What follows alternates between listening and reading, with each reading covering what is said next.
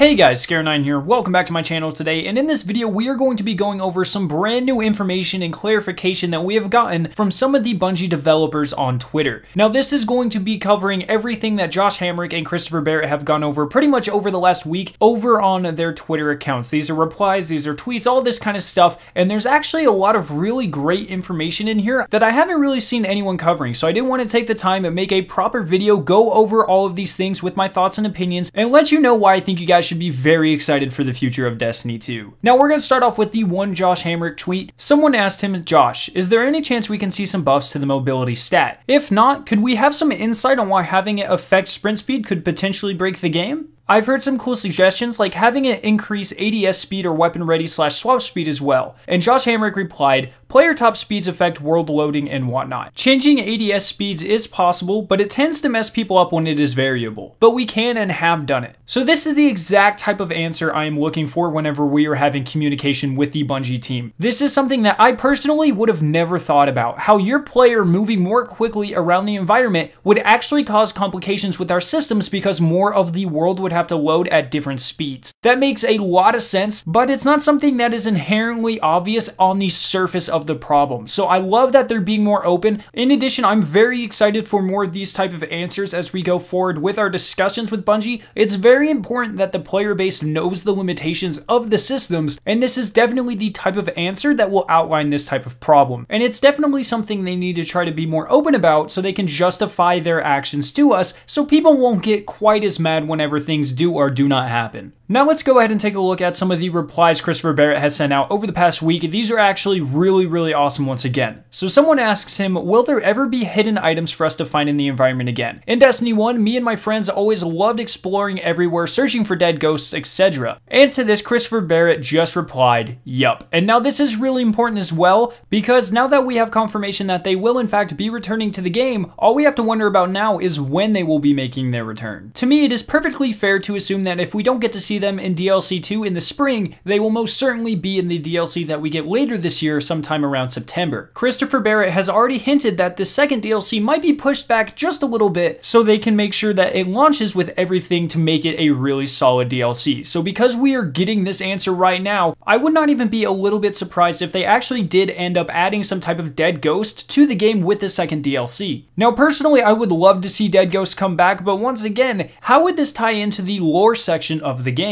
Since Grimoire is no longer part of Destiny, how does that relate? What kind of rewards would we get for finding dead ghosts? Would it be some type of flashback scene? Would we get a mini cutscene every time we found one? Would this instead be part of a challenge to help us unlock exclusive loot? If you think about it, there's actually like 100 different ways they could implement this into the game. So I cannot wait to see which way they actually do it, and I cannot wait to go searching for these dead ghosts or whatever collectibles we might get. Now the next question that we get is actually a very important one in my eyes. At Christopher Barrett, I don't know if you answered this, but is there any word on Strike or Lost Sector specific loot being worked on? And to this he replied, more thematic loot that drops from named bosses and unique activities is definitely something we are planning to add. So this is something I've been a huge advocate of since the game launched. I honestly can't think of a reason the game would ship without this, but I'm just excited that they're working on stuff now. This was the only reason I ran Strikes in Destiny 1. It will be the only reason pretty much that I will run Strikes in Destiny 2. I just want my strike specific loot, and we have so many cool bosses within Destiny 2 that there is a huge opportunity for some of the coolest armor pieces and weapons that we have ever seen. We could get a hobgoblin sniper rifle like Brachion. We could get an awesome helmet that looks like the boss at the end of the Armstealer strike. There are just so many possibilities because there are so many very well designed bosses in Destiny 2. We just need more reason to go and fight these bosses, and strike specific loot would be something that would be absolutely a driving force for strikes to be completed among the player base. Now the next question he got was, will there ever be hidden quests like Black Spindle or Outbreak Prime again?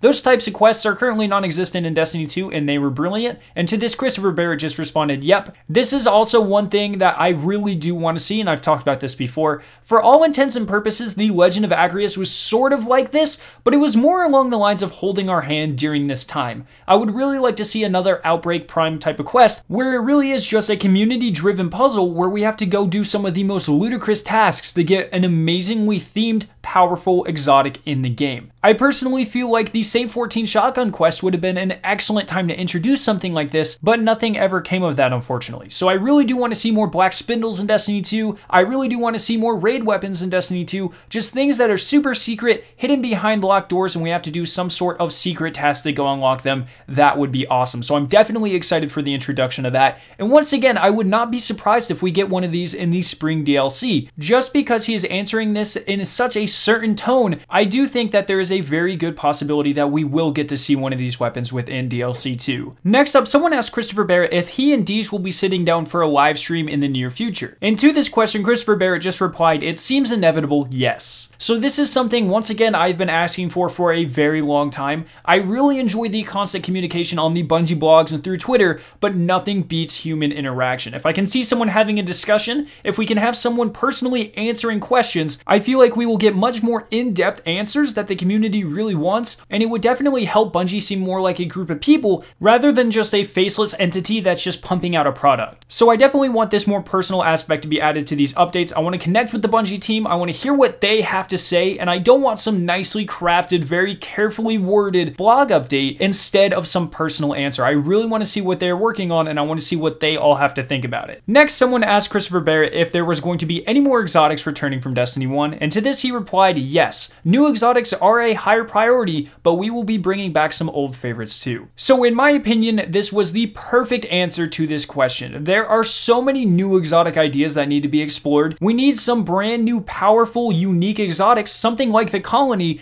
with every single expansion in Destiny. There's no reason why we don't have anything like that, because there are just so many things that they could do with this exotic system. However, I do believe that new exotics need to be the priority. Now, in terms of exotics that are going to be returning, there's a couple that I really think will be returning, and then there's a couple I really think I want to return. So I can do a whole separate video on that if you guys want me to, but really it comes down to this. I think that in terms of story, one that would be really cool to return with the next DLC would be the Thorn. If you guys don't know, before the original vanilla storyline for Destiny 1 was scrapped, Thorn was actually supposed to come from Mars within Charlemagne's vault. So it'd be really cool if they repurposed that storyline for the second DLC of Destiny 2. I think that would fit in just fine, and as long as they took the time to balance the Thorn so it wasn't a disaster like in Destiny 1, I think this could work out quite well. Now, in terms of what exotics I want to return, like I said, I could probably do an entire video on this, but just off the top of my head, I think the Bad Juju would be a great exotic to return in Destiny 2. I think it thematically could return, and it would fit into the storyline very well, but it also has something that would add to the gameplay of Destiny 2 and make it a little bit more quicker paced than it currently is. Next, someone on Twitter asked Christopher Barrett for a functionality to dismantle all shaders in a single slot. It would save some time. Now, this one is actually a very interesting response. Christopher Barrett responded with, "We will be posting an article explaining the technical challenge and why we haven't fixed it, along with when you can expect a solution." So it sounds like this seemingly very simple thing,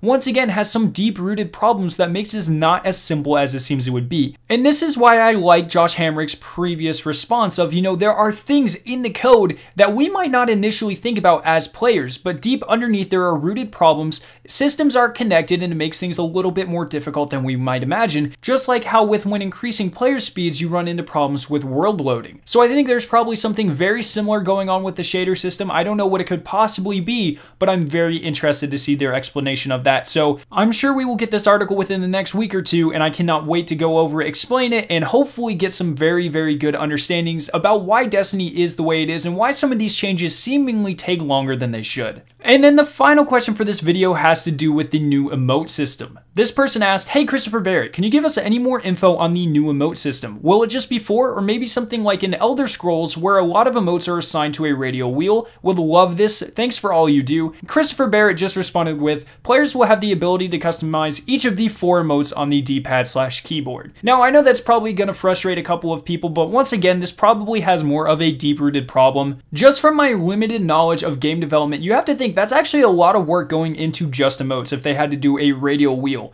They would have to get rid of the current UI, design a completely new one, and somehow make a brand new UI in your inventory to customize all those slots, and then you would also have to make all of that work in the code without messing anything up. So I totally get why they're just going with the 4, and I'm still going to be very happy to get those 4 customizable slots. So once again, we got a lot of very, very good information here. I cannot wait for the future, and just to reiterate, I really do think most of this stuff is going to be coming sooner sooner rather than later, especially with the spring DLC right around the corner. As far as I know, Christopher Barrett's team is leading that DLC as well, so if they are answering all of this stuff with certainty, I would imagine that at least most of it will be within that DLC or updates surrounding it. So I hope you guys did enjoy this video. Let me know your favorite piece of brand new news down in the comment section below. If you guys did enjoy this video, make sure to leave a like rating and to share it with your friends. If you are interested in watching either of the two videos on screen, you can click their respective annotations to be taken to them. If you are brand new to my channel, make sure to hit the giant version of my logo on screen to be subscribed for more awesome Destiny 2 videos and live streams. Thank you guys so much for watching today, and I'll see you in my next video.